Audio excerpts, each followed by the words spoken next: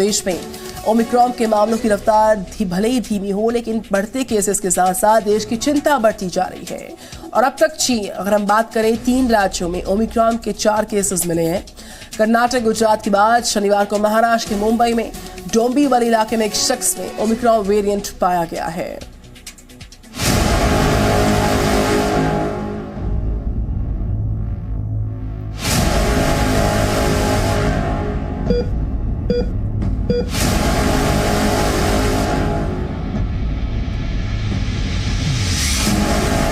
Corona के नए variant Omicron से भारत में अब तक 4 लोग संक्रमित हो चुके हैं।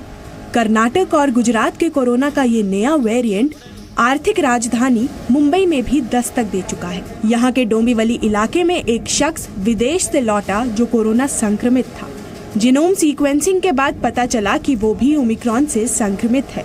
महाराष्ट्र स्वास्थ्य विभाग ने ये भी जानकारी दी है कि ये 33 वर्षीय यात्री 24 नवंबर को दक्षिण अफ्रीका के केप टाउन से दुबई और दिल्ली होते हुए मुंबई पहुंचा था। उधर दिल्ली के LNJP अस्पताल में भी एट रिस्क वाले देशों से आए 15 लोग भर्ती कराए गए हैं। फिलहाल इनमें से 8 मरीज ही कोरोना संक्रमित पाए गए हैं, लेकिन सभी की हालत स्थिर है। ये यात्री उन देशों से आए हैं जहां कोरोना का ओमिक्रॉन वेरिएंट तेजी से फैल रहा है। सारे के सारे पेशेंट्स का जो सैंपल है हमने रिपीट भेज दिया और उसके साथ साथ उनका जो जीन सीक्वेंसिंग का है रिपोर्ट है वो भी हमने लैब में भेज दिया है।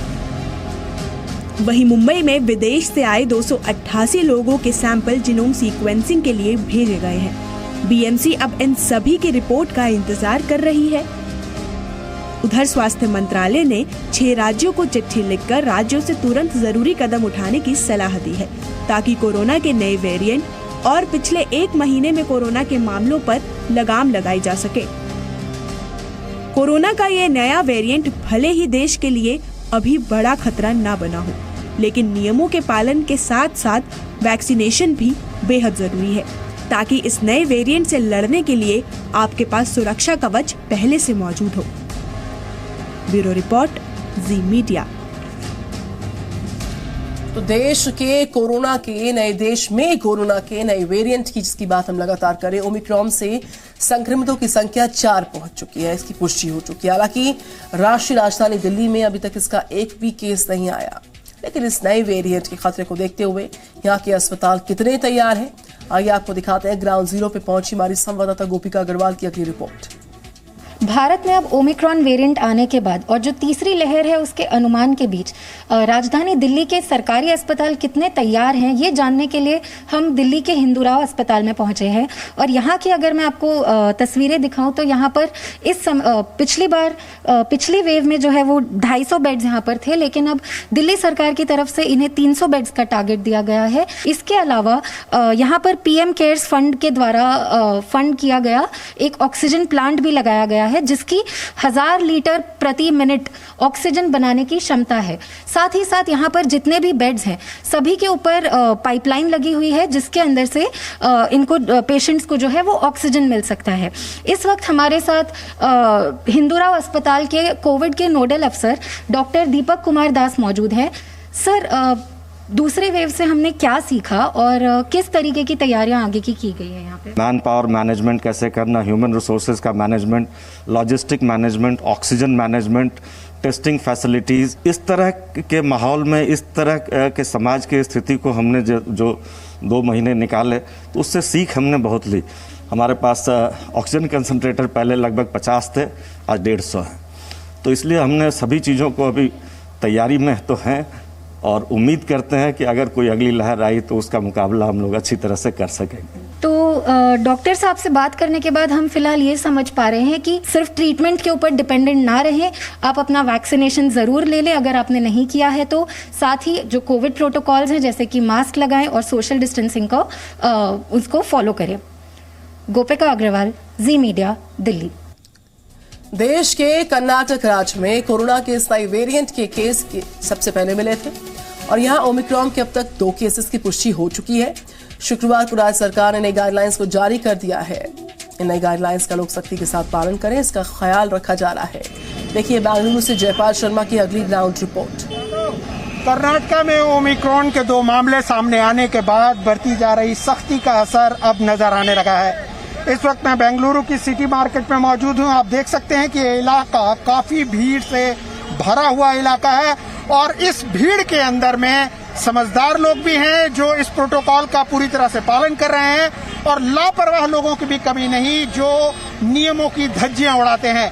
वैसे लोग जो इस वक्त नियम का पालन नहीं कर रहे उनके लिए आप देख सकते हैं कि यहाँ पर पुलिस मुस्तैद है और वो लगातार वैसे लोगों को तलाश करके निकाल रही है जो इस वक्त प्रोटोकॉल का पालन नहीं कर रहे। बेंगलुरु शहर के अंदर में अगर प्रोटोकॉल का पालन नहीं किया गया तो ऑन स्पॉट 250 रुपए का फाइन उन पर किया जाएगा, जबकि यही नियमों का पालन अगर कर्नाटक के दूसरे शहरों में नहीं होता तो उन्हें 100 रुपए दंड देना पड़ेगा।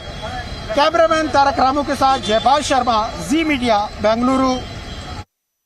तो देखा आपने कि बेंगलुरु में कोरोना नियमों के पालन हो इसके लिए पुलिस की सख्ती लगातार बरकरार है, लेकिन इसके साथ ही कर्नाटक में देश के बाहर से आने वाले यात्रियों पर नजर लगातार रखी जा रही है। बेंगलुरु महानगर पालिका के कमिश्नर गौरव गुप्ता ने इस बारे में जी न्यूज से खास बातचीत की, बताया कि किस तरीके से तैयारियां तेज हैं। साउथ अफ्रीका, कुछ और कंट्रीज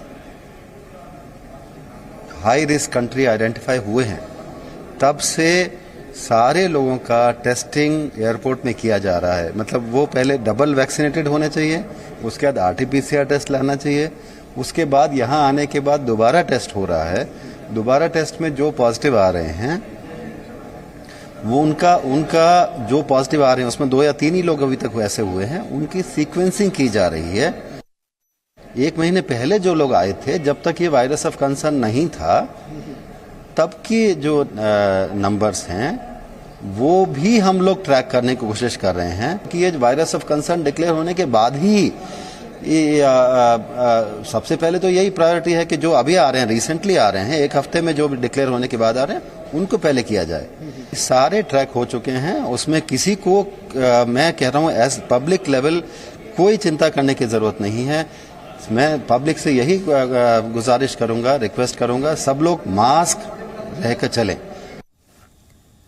तो कोरोना का नया वेरिएंट हर किसी के लिए परेशानी का सबब साबित हो सकता है, लिहाजा अलर्ट रहना सभी के लिए बहुत जरूरी है। देश के कई सारे राज्यों में चिंताएं भी लोगों की बढ़ चुकी हैं, लेकिन देश में बढ़ रही वैक्सीनेशन की रफ्तार राज्य की इस चिंता को थोड़ा सा कम कर सकती है। देश में हिमाचल और जम्मू कश्मीर जैसे राज्य 100% वैक्सीनेशन के लक्ष्य को पूरा कर देश के लिए मिसाल बन रहे हैं।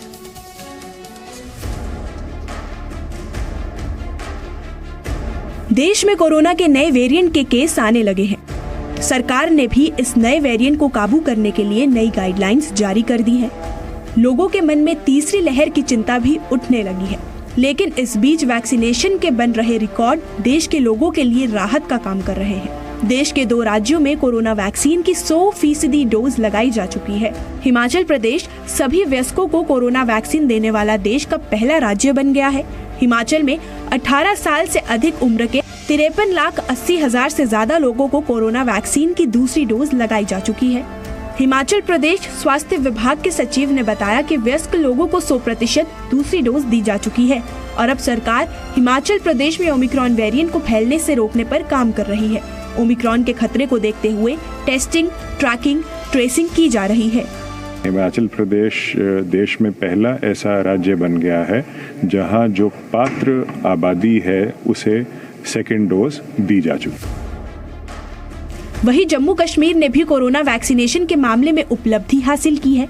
जम्मू कश्मीर के स्वास्थ्य अधिकारियों के मुताबिक राज्य की 100% आबादी को पहली डोज दी जा चुकी है। वहीं 74% लोगों को दूसरी डोज देने का काम पूरा हो चुका है। तकरीबन 80+ % लोग मतलब हमने वैक्सीनेशन कंप्लीट की हुई है। फर्स्ट डोज पूरा कंप्लीट। हम सेकंड डोज की बात करें तकरीबन 90% हमारे हिसाब से जैसे हमारे पास आते हैं लोग। कोरोना के बचाव में 2 ही कवच है, नियमों का पालन और वैक्सीन। और अगर इन दोनों कवच का इस्तेमाल सही से हो तो चाहे कोई भी वेरिएंट आए, हम उस पर आसानी से जीत हासिल कर सकते हैं। श्रीनगर से खालिद हुसैन के साथ bureau report, ji media. Presenting B News app available on Google Play and App Store. Download it now.